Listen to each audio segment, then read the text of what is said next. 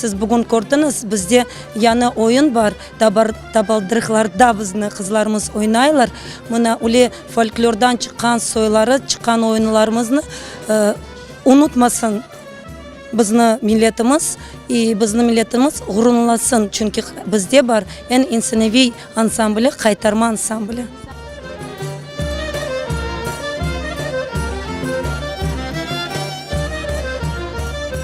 Хотелось передать зрителю самое главное – любовь к своей родине, к земле, на которой мы живем, к земле наших предков.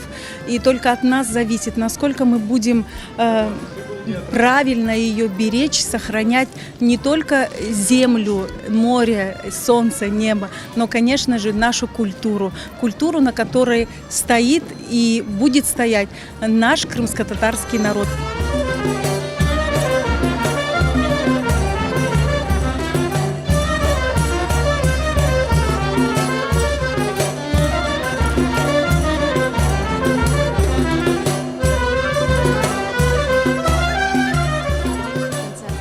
Мы пришли с семьей, получили удовольствие.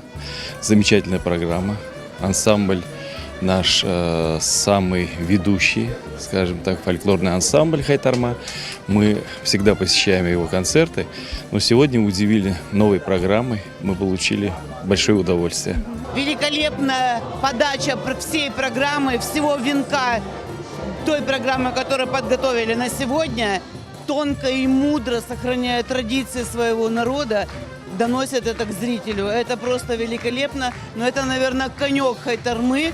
Так было всегда. Я желаю им только счастья и процветания.